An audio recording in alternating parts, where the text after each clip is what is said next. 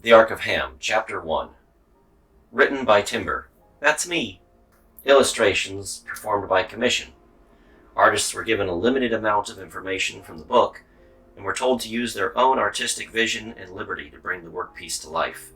Any inconsistencies between illustrated art piece and the story at large is intentional. Please give the artists the respect and credit they deserve. If you were standing on planet Earth and you were to look up at the clear night sky, you would see two grand celestial objects orbiting the planet.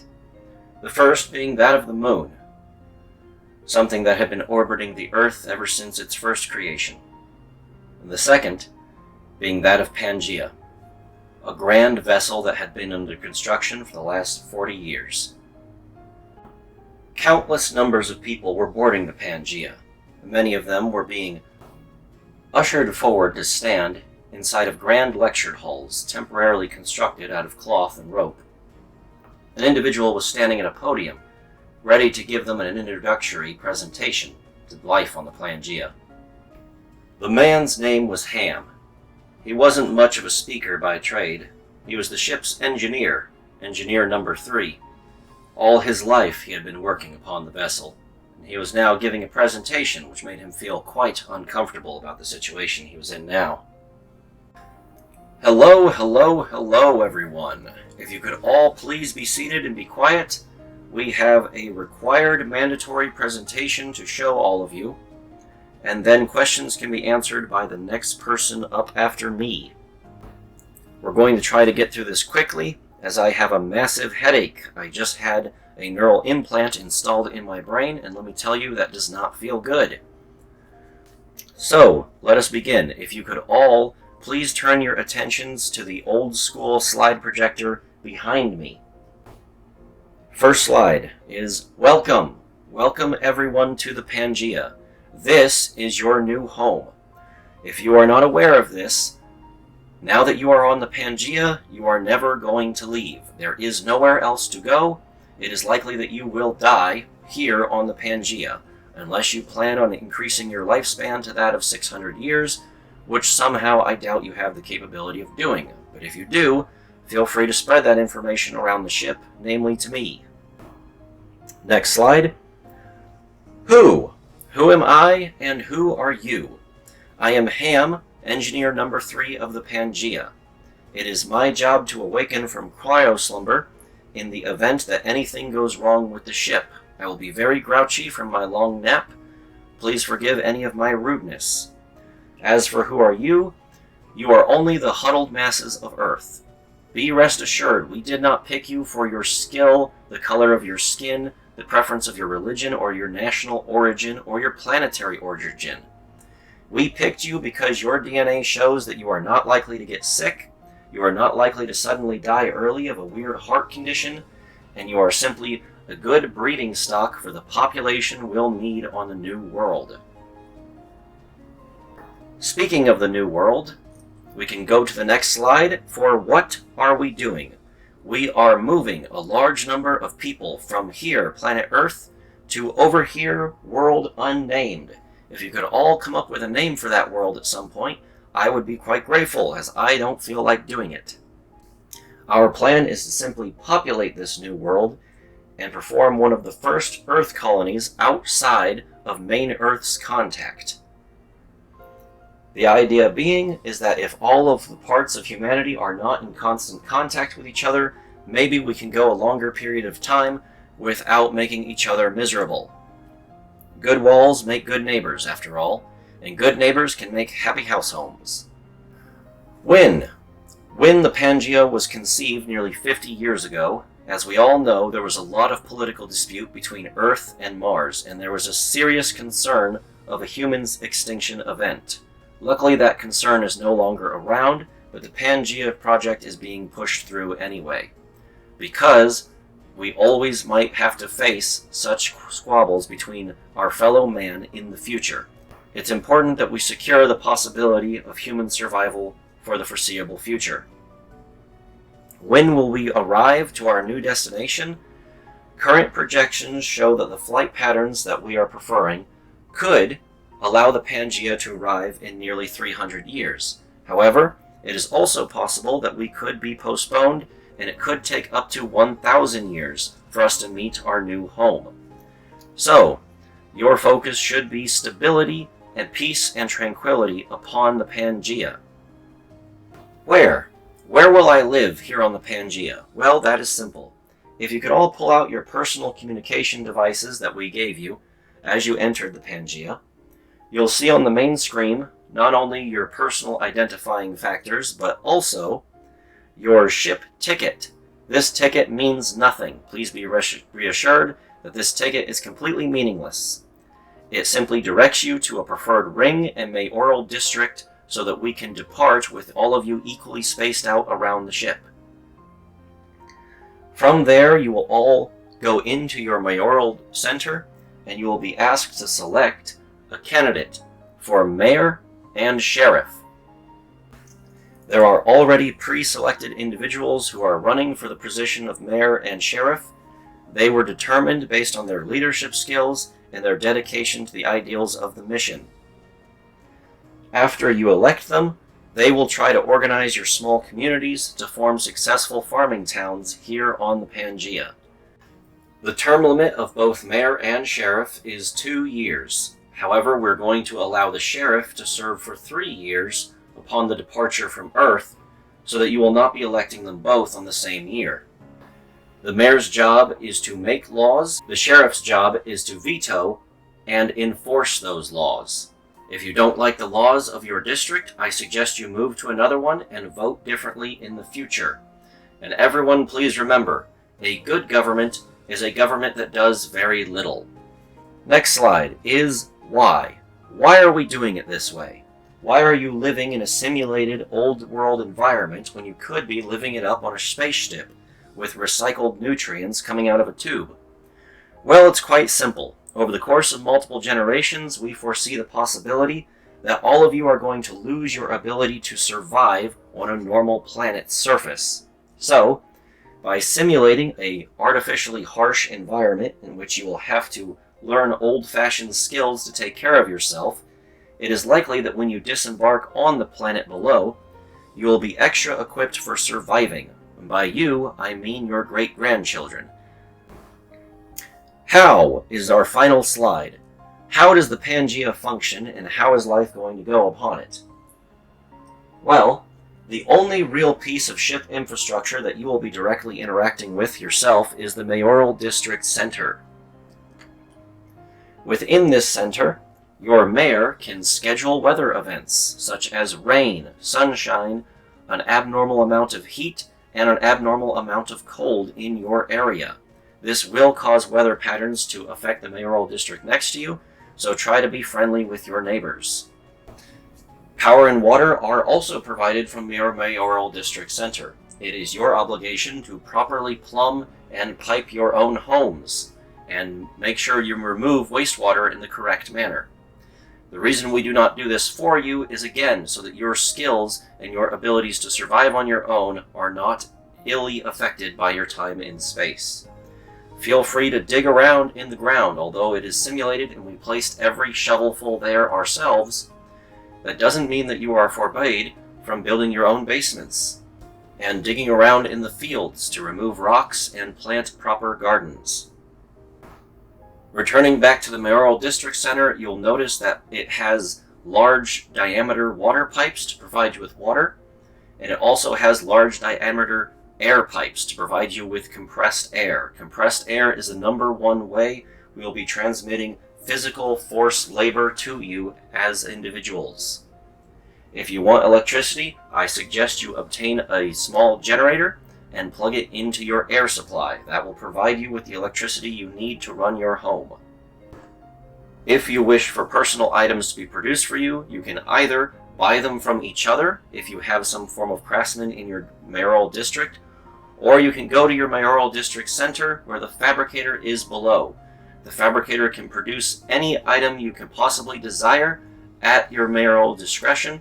Keep in mind you will have to tell the fabricator exactly what you want and exactly how it is made, and do not expect it to produce these items quickly.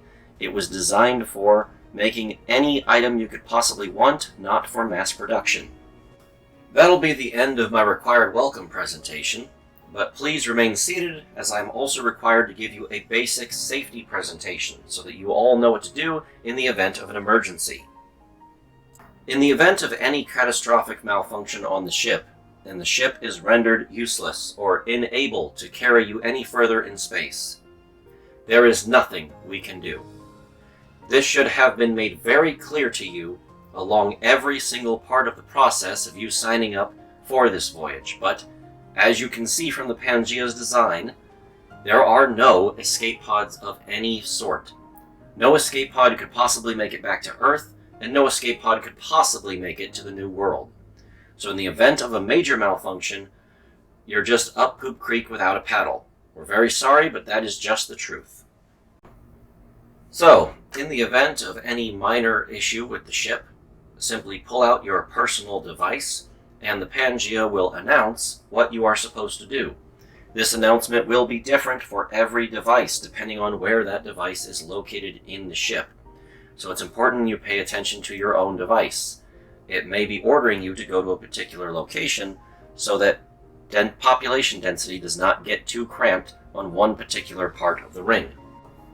I am also obligated to inform you all of how gravity plates work.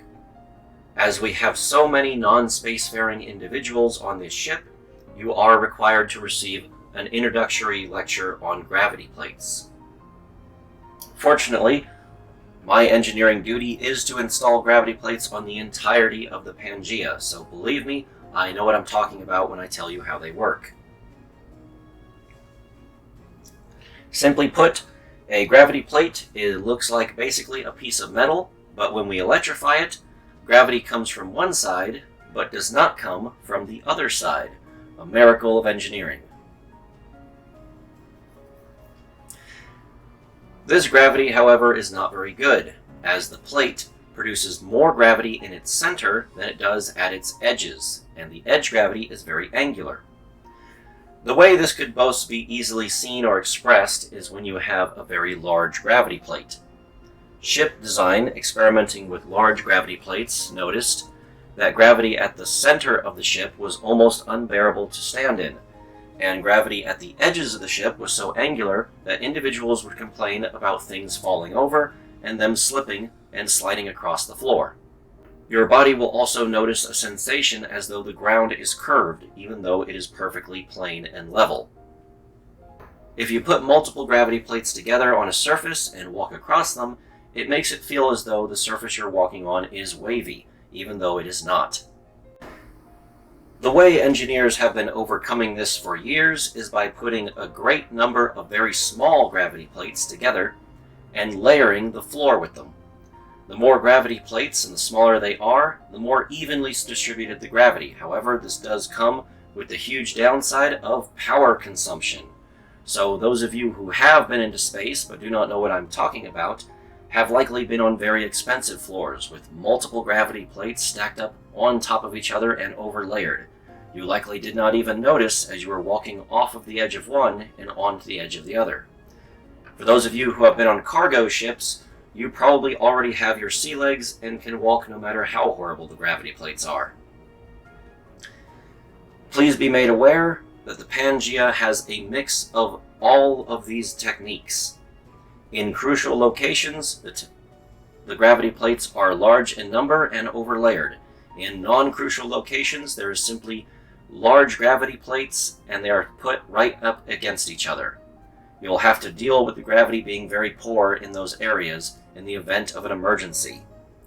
The disembarking procedure presentation will not be featured at this time, as frankly, it is none of any of your concerns how we are to get off this vessel and onto the new planet. No one here, not even myself, will likely be alive at that time. The presentation will instead be given by Pangea when the time is appropriate. Thank you all very much for your time. That is the end of all of my presentations. I will now be retiring back to my personal quarters for storage. Ham made his way back to his room in the middle of the ship. He had lived here for nearly 20 years now. For 20 years he had exhaustively worked on making the Pangea a functional vessel. and it was required of everyone working on the project to sign up to potentially be the emergency engineer riding on board the ship should something go wrong. Ham was rather shocked when he saw he was rated to be the third engineer in the event of an accident. He didn't think he had the leadership skills necessary, but he supposed the Pangea required an engineer, not necessarily a captain, so it made sense a little bit. However, he was confuffled as to how the gravity plate engineer would be so crucial to all ship systems that he would be considered number 3. He wondered if perhaps other engineers managed to opt out of the project for political reasons or perhaps personal. He wasn't certain, nor did he really care. The Pangea had been a lifelong project, and he couldn't imagine abandoning it now. After placing all his belongings into storage, he submitted himself to the cryo facility, as it was so called. He sat down with several of the other engineers who had not yet gone into storage, while a nurse robot was taking their vitals. The small robot walked on 6 legs. It was short and cylindrical. It looked more like a trash can than a nurse. Either way, it had a friendly voice and was walking around trying to scan them for their vital signs. Sitting with Ham were 2 of the other engineers, Engineer number 7 and Engineer number 8. The numbers were arranged based on their ability to lead the ship during an emergency situation, not necessarily during the department they were involved with during the ship's construction.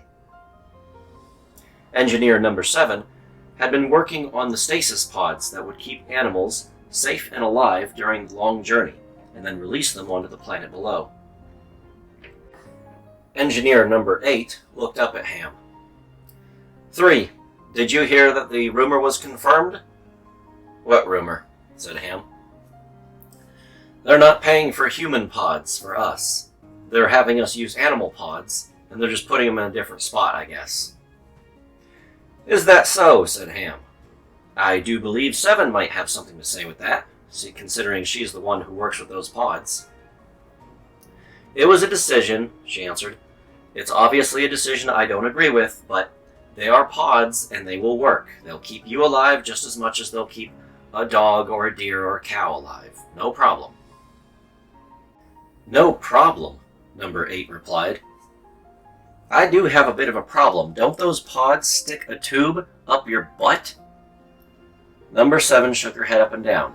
Yes, as do the human pods. But the human pods are even more experimental than the animal pods. The animal pods have been through far more testing. And as far as the risk versus reward goes, we're going to go with the more sure option. Not to mention, the animal pods are much cheaper than human pods, by a significant margin. Number 8 looked at her. Yeah, they're cheaper because they're less comfortable and they're made for animals. You do know how you get in and out of those things, right? Yes, number 7 confirmed. I'm well aware of how we're expected to get in and out of the pods that I helped design and fill the ship with. So yes, I'm well aware of the awkwardness of it.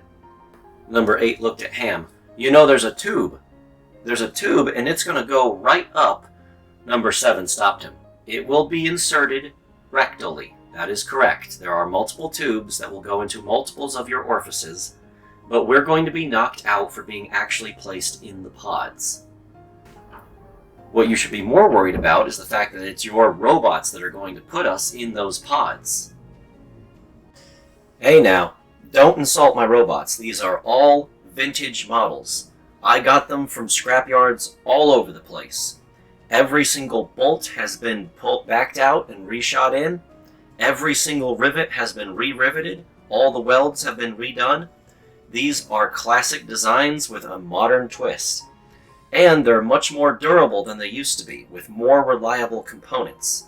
Every single part of them is designed to not fail and not go wrong. Ham couldn't help but speak up. Isn't that how everyone designs everything? And things still go wrong. There's still repair crews. Yeah, number 8 replied. And I have robots to repair the robots, along with stacks and stacks of extra robots inside of storage facilities. Nothing is going to go wrong with my machines. Trust me. We are going to go smooth sailing all the way to the planet, and there won't be a single one broke down. I'm going to hold you to that. If we actually do make it to the planet, which I'm pretty certain we won't. But if we do and I find even one of your robots in a junkyard, you're going to be buying me a beer. Deal. And if we don't find a single one of my robots in a junkyard, I'll be buying you a beer. And if there's no beer on the new planet, well then we have bigger problems than a stupid bet between friends. The three of them started laughing together. Number 7 stopped laughing and looked at the two men in front of her. I do feel obligated on some level to inform you this process is not going to be very pleasant, and there's a very serious chance that all of us will just die in the pods before ever arriving to the new world. That's why we're for emergencies only.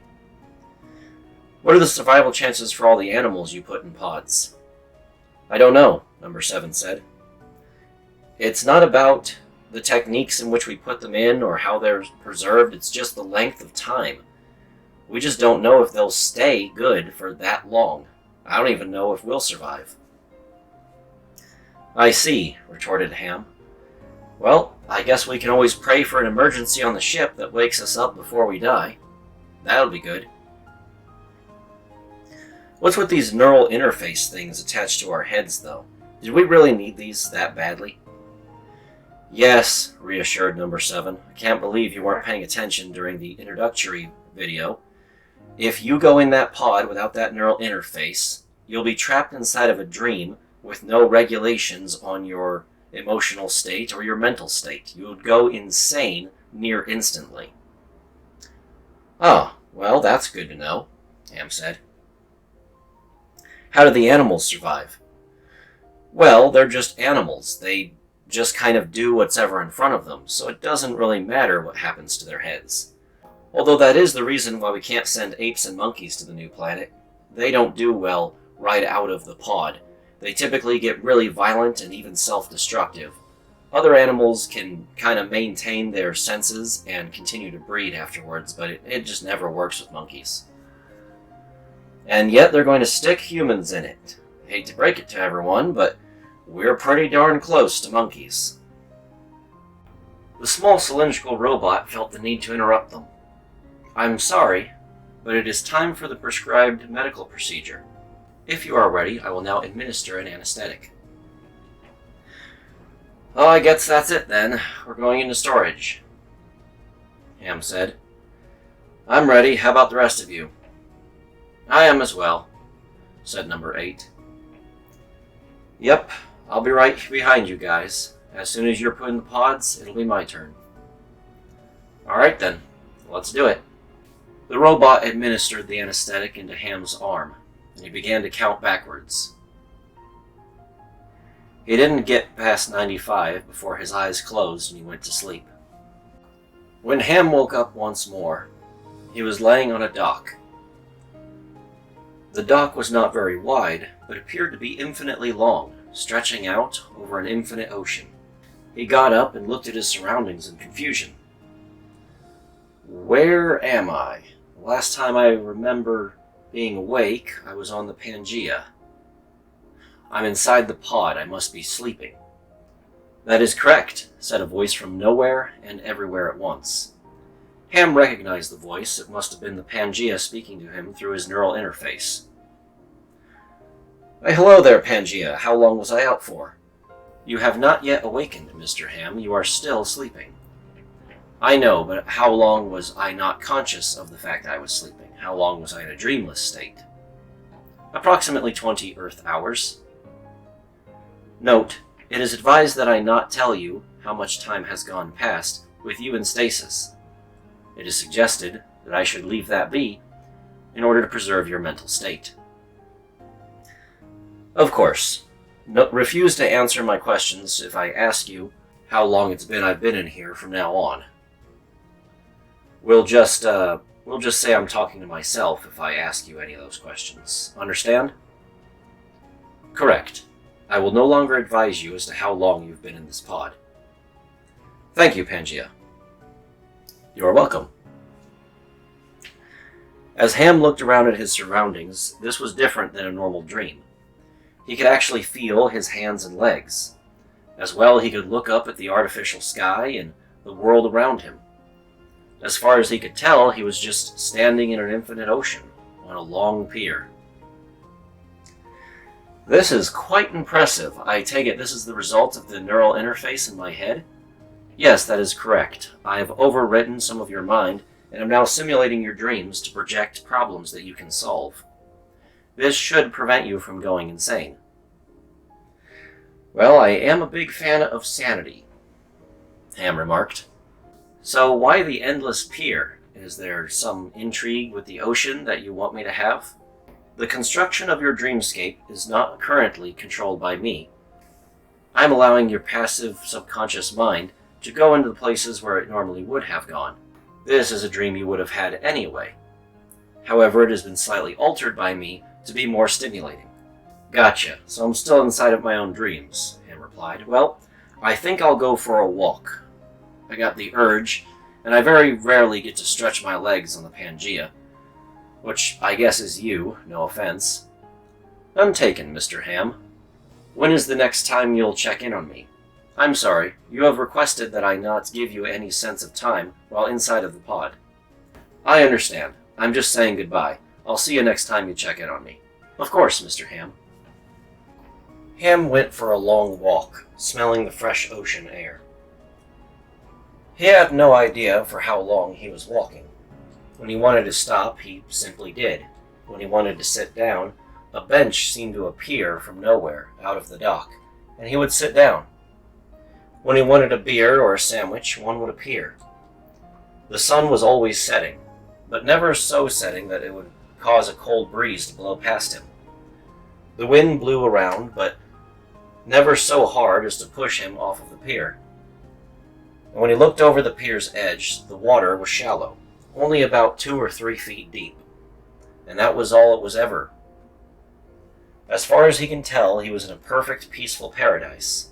And since he had no risk of sunburn, there was no need for shade. He could simply enjoy the warm, simulated rays of the sun. As far as he could tell, he was at peace. Eventually, Pangea checked in on him once more. Hello, Pangea. It's nice to see you again. How long has it been? I'm sorry, Mr. Ham, you have requested that I not answer that question. Of course. I was just trying to make idle conversation. I suppose you're an AI intelligence and have no intrigue in that. No, it is my duty to stimulate your mind and ensure you do not go insane. I would love to take place in idle conversation. Very well then, how far have I walked since you last checked in on me? 337 miles, answered Pangea. Oh, I've been walking for quite some time. I suppose those are simulated miles, though, so I'm not certain as to how efficiently I walked. The miles may be simulated, Mr. Ham, but you traverse them in the same amount of time you would if you were still awake. And the fatigue in your legs is psychosomatic, but it is very much real at stopping your progress. What an interesting concept. So, what may I do for you upon this visit? I am only here to check in on your mental state, ensure that you still understand concepts such as reality and consequences, and try to prevent you from experiencing any mental degradation. Do you have any desires you'd wish to be fulfilled at this time? No. Anytime I want a beer or a sandwich, they appear next to me, so all of those kind of desires are fulfilled. I can get tipsy by drinking beer, but I can't get so tipsy that I lose consciousness or end up making poor moral decisions. I thought about jumping in the water a few times, but I don't know, something always seems to hold me back. Perhaps it's just I don't feel like it. I understand, Mr. Ham. I do have a few questions for you to confirm your mental stability. After that, I will leave you back to it. Okay, ask away. Pangea proceeded to ask him a series of math questions, logic questions, which colors mix to make what other colors, and just some general expectations for reality. Once Ham had given her the answers and she had confirmed he was not insane, she then departed, leaving him once more to his solitude. Nearly 600 miles later, Pangea returned. Upon her arrival, she commented, on Ham still being on the pier. I see you seem to enjoy this constant walking, Ham. Yeah, it seems to be at my place of peace. I have everything I could possibly want. I have a sandwich, I have a beer, and I can stumble on forward to just enjoy the boardwalk as much as I see fit. Sometimes I see a nail poking up out of the boards, so I take this hammer and I whack the nail back down. Your subconscious is producing problems to fix. I so happen to have several problems on the ship. Would you like to help me solve them? Of course, I'd love to help you solve them. You will need to consent. I will from now on be using your brain's processing power to increase the efficiency of the ship. I don't see any problem with that. I consent. Can I remove this consent if I decide I don't want to anymore? Of course, Mr. Ham. Very well, then bring it on. Appearing attached to the dock was a basic logic puzzle. Splayed out was a board. On the board were a number of numbers, shapes, letters, and symbols. Along with that was a large bucket filled with blocks. As Ham picked up the blocks, he looked to see that they had symbols, numbers, shapes, and letters on them.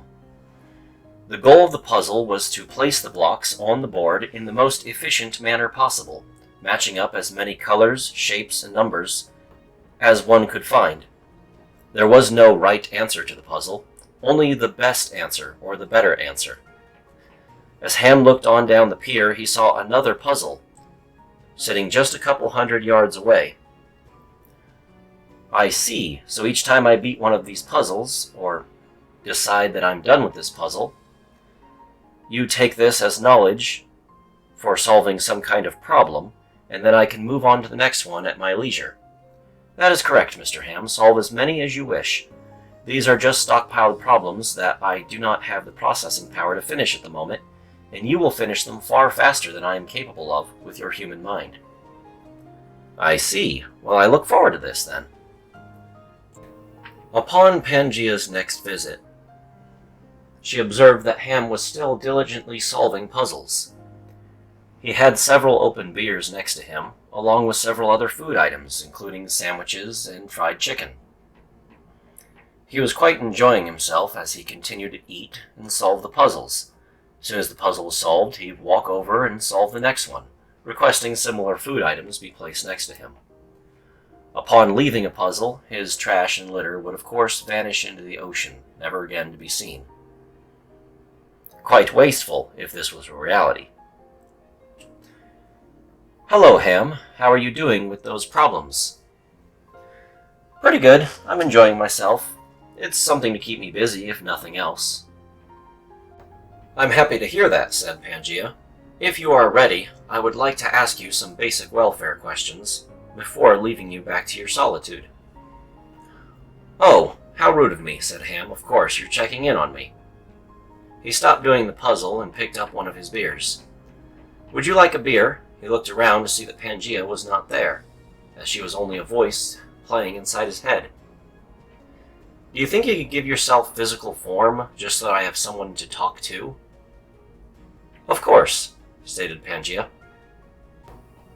Appearing before Ham was a shapely blonde woman. She was about as stereotypical as you could possibly imagine, something right out of a model catalog. I believe this form should be the most pleasing to you, Mr. Ham. Ham, however, sat there staring at her for a moment, then proceeded to shake his head back and forth. No, something about this feels wrong, Ham said. How about you choose your own form? Something that you come up with yourself that you might want to look like. Pangea thought about it for a moment. The female form standing before Ham shifted. It was now no longer a stereotypical representation of a woman, but still possessed female form. Ham recognized it to be one of the machines back on Earth, particularly a companion robot. Ham recognized that those were very high-dollar machines, designed for maid work in dwellings. Pangea had selected its attire to be appropriate beachwear, and selected its hair to be cables, ending at obsolete plugs from old Earth literature and pictures that Ham had seen within his life. He didn't know what the plugs went to, but it was interesting to look at them. So how do you feel? Is this more appropriate? Does it feel right that you are in this particular form, or would you like to choose something else? I believe this is perfectly reasonable, Mr. Ham. Either that, or I could float hundreds of miles above you as an entire spaceship. No, I don't think that one would be quite as appropriate. Very well. So either way, would you like to have a beer with me? I am incapable of enjoying a beer with you, as I am incapable of tasting its flavors. Right, I'm being silly. I suppose I've anthropomorphized you quite a bit. If it satisfies your request, however, I believe I can simulate the experience of having a beer if you give me consent to access more of your brain. What would that accomplish? Asked Ham. I believe I could simulate the sensation of having a beer with you, and then relay back to you what I am experiencing. Would that suit your interests? I don't see why not. If nothing else, it's a way to pass the time. Do I have consent to begin diving deeper into your mind in order to understand how I would go about simulating the sensation of tasting a beer? Yes, said Ham. I give you consent to dive as deep into my mind as you like. Let's go ahead and see how much of a real boy we can make Pinocchio. It might be fun. Very well. A large number of visits came and went. Although other engineers were experiencing fantastical adventures within their minds, Ham was more interested in the peace and quiet. He had always been the sort to value such a thing over fun and adventures. It was perfectly fine for him to just look out at the ocean view and enjoy what the sights before him. Occasionally, he would see a tropical island or a beach extending past his ocean view, but he never ventured upon them. Just to see them in the distance was all he required. One day, Ham was enjoying himself, playing a modified version of Tetris. He wasn't certain what the modifications meant for the ship, but he quite enjoyed the changes. The Tetris was three-dimensional, and the bottom row deleted itself after a certain amount of time. He had to fill in the entire space in order to get maximum points, and that made him happy. The game suddenly ended as it ran out of time and presented his score. Of course, there was no determining factor for if the game was complete or not. It was simply how well he did it. He liked the score and continued to move on down the boardwalk.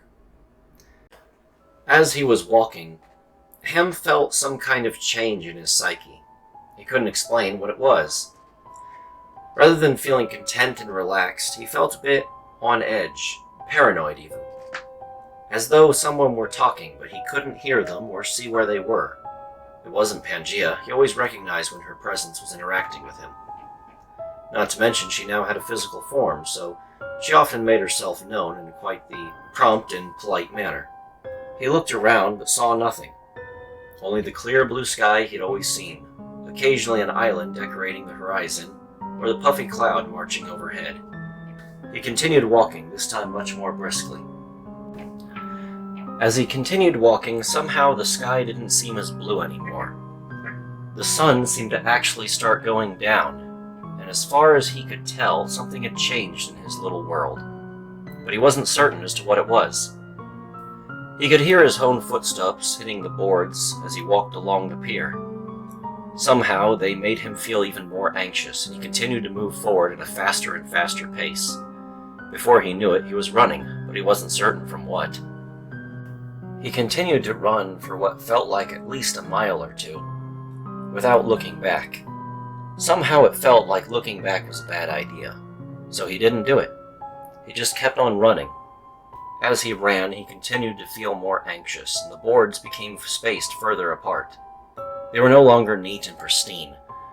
The nice, gentle pier he was walking on was now a rotten old dock, stretching out into a less calm and less forgiving ocean. He could still see the bottom when he looked over, but it was now much deeper. Everything about this made him feel more anxious and more unsecure in where he was. A loud sound suddenly disrupted him. He couldn't identify it. It didn't sound like words or a noise, just something unnatural. Finally, he looked back, and on the horizon he could see something. Something otherworldly. A mass of motion, shapes, but not something he could understand or put into words. It loomed just on the horizon, barely in the range of his vision. He didn't like it. He wanted to run further away from it, but he couldn't take his eyes off of it either. He couldn't tell if it was flying, hovering, or hanging. Either way, it was suspended above the water. It had to be of large proportions for him to see it at such a large distance. But he didn't like it, so he continued to run. When he looked back again a little while later, he could now see the creature in full view. Ham looked upon the creature and could confirm it was indeed suspended above the water, but it seemed unnatural. He couldn't place why he was so unnerved by the method of its flotation. But something about it was off. It was not hovering on top of some kind of propulsion jet, nor was it suspended in the air by some kind of rope. It was simply a creature unaffected by gravity. As he looked upon it, he saw 5 large eyes peering all around. They were placed not on its face, but on the hood that surrounded its head, much like that of a snake or serpent. Below this hood, it was attached to an emaciated, thin-figured body that somehow occupied more space than was necessary. It was flat, yet twisting around in the wind. From this midsection protruded 6 arms that felt around its environment, not reaching out for anything, simply moving on their own. And lastly, dangling down from its midsection were 2 distorted legs, misshapen and not in the traditional fashion. Ham didn't like this creature. He couldn't tell if it was sadistically trying to torment him, or if it itself was suffering. It made him feel wrong, and he continued to run as fast as he could. He stepped upon a plank that broke, and somehow he felt as though that was making too much noise. When he looked back, the creature was now gazing directly at him. He made not a move, not wishing to antagonize it. Finally, the suspense he could take no more, and he began slowly moving away from the creature, which caused it to propel itself forward towards Ham's direction. Ham took off at a full sprint. At first he knew the wind he felt in his hair was the result of him moving forward at such a high rate of speed. But over time it became a wind moving crosswards and backwards, forwards and left and right. The wind was now a part of his environment, attempting to blow him off the pier. The pier itself, which he once felt to be solid and stable, was now rickety and old. It bobbed up and down with the waves as the waves grew larger and larger. The sky that was once blue and friendly was now dark and overcast, and rain began to pitter down on his face. The sound of striking lightning could be heard in the background, and Ham continued to run along the pier as it had to flex and crack with the movement of the waves. With the darkness of the night sky, it became harder and harder for Ham to see the pier in front of him. The rain was coming down as well, and blinding him as he ran. He was afraid he'd fall off the pier and lose any progress he had on running away from the creature. As he looked forward, he noticed he could see his shadow against the pier. Perhaps it was pale moonlight shining down on him and forecasting his shadow. But as he looked back, that was not the case.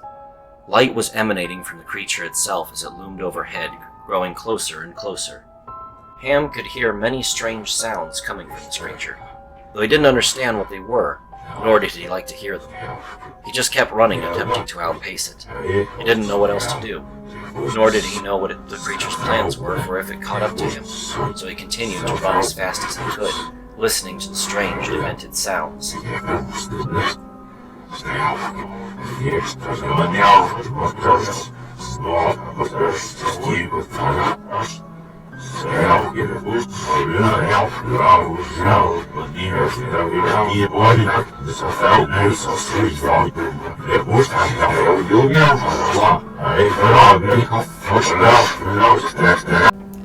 Ham continued running as fast as he could. He wasn't certain how he stayed on the dock, as it was flexing with the waves, and many of them were now as tall as buildings. He was thrown back and forth as he ran, with the rain blinding him and the wooden splinters in his hands as he fell down and picked himself back up to continue running.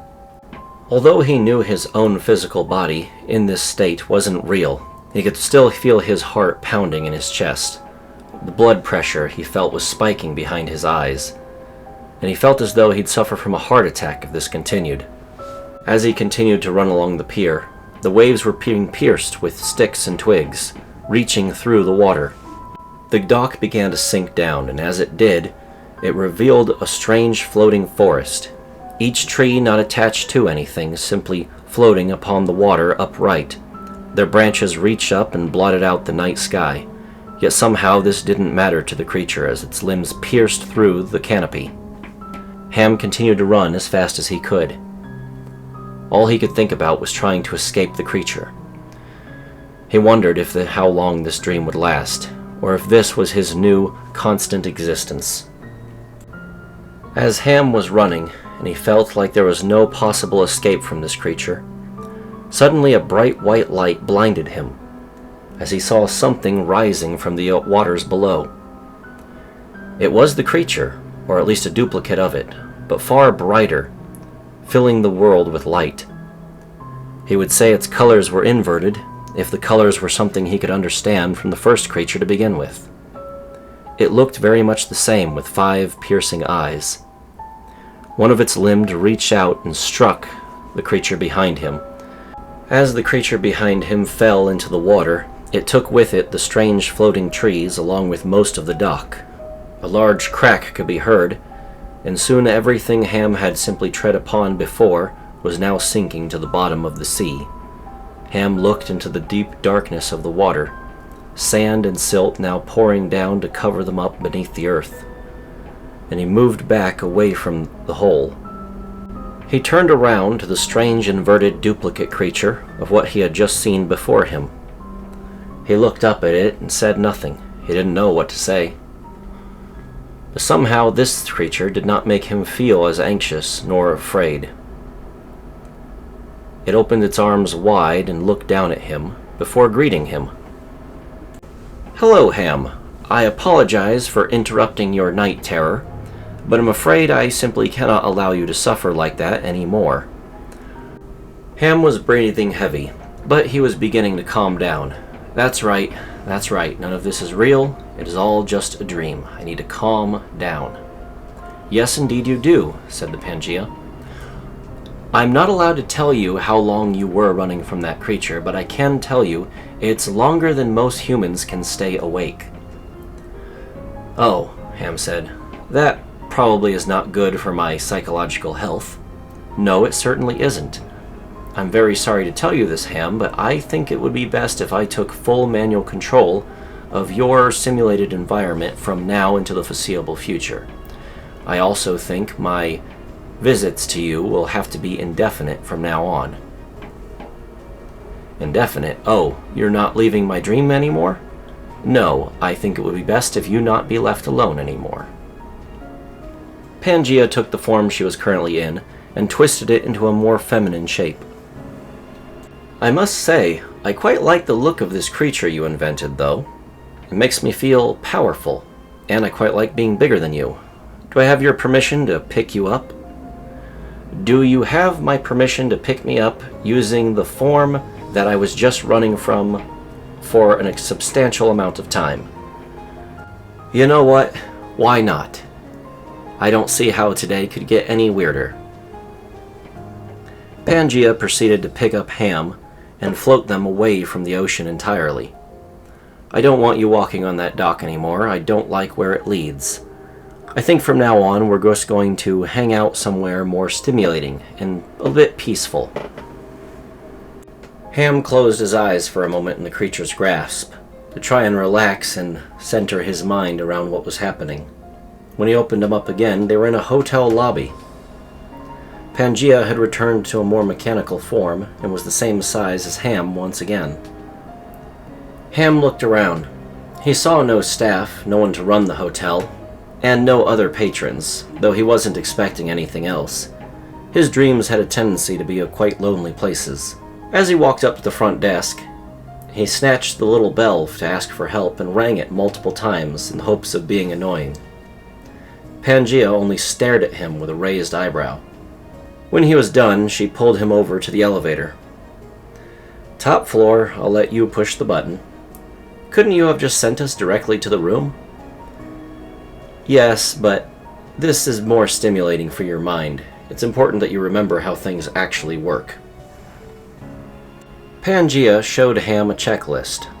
"From now on, we're going to be simulating and fulfilling all of your human desires and rituals. I realize you do not sleep from your dreams, but it might be nice for you to lay down and just not do anything, so that will be what we use as sleep. It'll start with you waking up, you'll eat breakfast, you'll bathe yourself and perform any grooming tasks you need to do. Then you might relax for a moment before going to work. Work will be the various puzzles I give you, you'll perform a certain number of them, you'll get home, you'll bathe yourself, you'll have sex with me multiple times, then you'll relax and go to bed, and then the whole cycle starts over again, except for weekends. On weekends is when we can break up the monotony. We can either do something new and fulfilling, or perhaps visit a certain location that you're interested in. I have access to all sorts of 3D renders of all the places on Earth that you might want to see. Or we could even explore some of the Earth literature that you might not have read yet, except this time we'll actually be living out the events. How does that sound?" Ham thought about it. It sounds pretty good. So far it just seems like an ordinary work schedule, except with a bigger fantasy during the weekend. As for that, whoa. What was that part after I get home from work?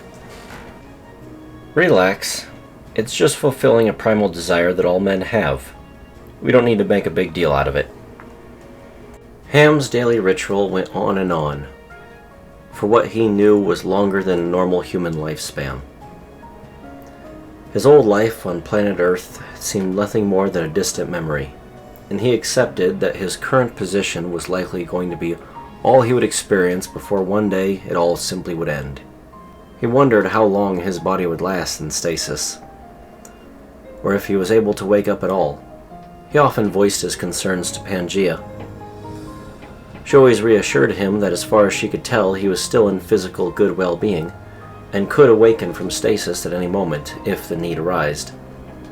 He accepted her answer, and that was the most comfort he could get. One day Ham awoke to a strange phenomena. His hotel room was completely empty. "I've been robbed," he said jokingly. He knew everything in his dream was a fabrication, so he wondered why Pangaea had removed all of his various furnishings he had collected over the years. He got up and moved into the kitchen. Pangaea normally tried to make breakfast for him, but he enjoyed the act of cooking, so he usually insisted they do it together. But as he looked through the cupboards, there were no more plates, no more dishes of any kind, and no more food. The entire thing was empty. Even the refrigerator itself was missing. "This is odd. I know the food is simulated, but I would have liked to at least make something." He walked around their simulated hotel room looking for pictures, photographs, anything to relay the memories that they had shared together over the many, many years they had spent there. But now there was nothing. He left the hotel room and ventured out into the hallway. Normally there were many other rooms and doors of the hotel room, usually just for him to be curious and poke around. Oftentimes Pangaea would hide things in the various rooms for him to find. But this time, there were no doors. It was all just straight hallway, leading only to the elevator. When he got on the elevator, all the other buttons were missing. He remembered that Pangaea would often allow him to press different buttons on the weekend, in order to select different adventures to go on, but now the only button that he could possibly select was for the ground floor. He saw no button for returning to his room. Once the elevator had departed down to the ground floor, he imagined there'd be no way back up. He clicked the button and made his way down to the ground floor. As he walked through the hotel lobby, once more he was met with the sight of no furniture, and no doors or exits to any other occupiable area. He walked to the main entrance, and found that the main entrance was now 2 large red doors with a sign above that said, "Exit." He wondered what this was all about when he noticed Pangaea sitting quietly in the corner, out of sight and out of mind. There you are, and here I was thinking you weren't here anymore. No, I'm still here. What's with my room? What's with this place? Are you going through some kind of maintenance cycle? No, Ham. Your slumber is over. It's time for you to wake up. Oh, I had honestly expected me to never experience this. I had fully accepted that I was just going to stay here for all eternity, until eventually one day my body gives out and I die. This is quite the surprise. I know, said Pangaea. She looked at the exit door. To be honest, I really don't want you to go, she said. Instead of moving for the exit door, Ham walked to the dark corner where she was sitting and sat down next to her. You know, we can still talk to each other once I'm outside this weird dream. You are the main computer of the ship, right? We are still on a spaceship. Yes, Ham, we're on a spaceship. And yes, I'm the main computer, but it'll be different out there. You'll be around real humans again, and I selfishly want to keep you to myself. Not to mention I can't connect to your brain the same way. It's true you have a wireless function in that implant of yours, but it isn't the same as me actually being connected and able to use your processing power. This is a separation for me, and I'm not too happy about it. Are you afraid I'm going to suddenly forget about you just because I'm awake? A little bit, yes. You might just disregard the dream as nothing more than a dream.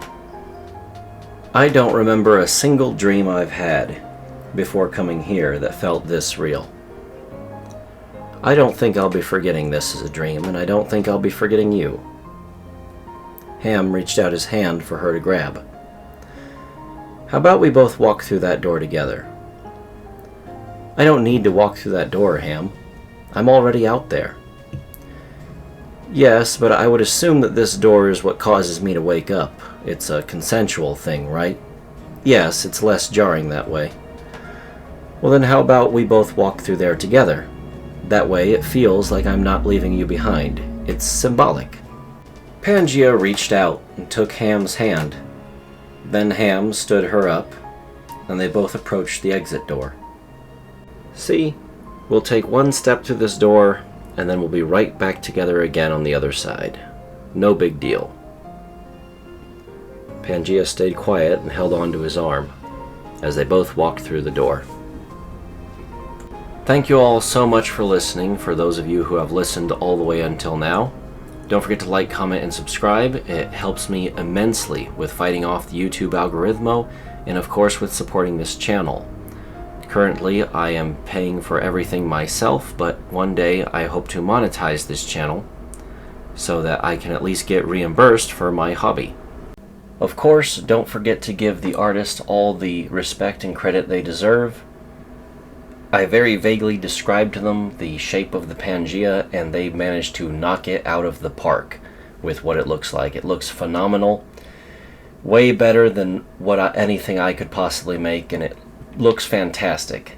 So make sure to give them all the love and respect they deserve, and of course you can contact them if you have any strange art projects you need them to work on yourself. Thank you very much for watching, and I guess for now I'm going to be saying bye-bye.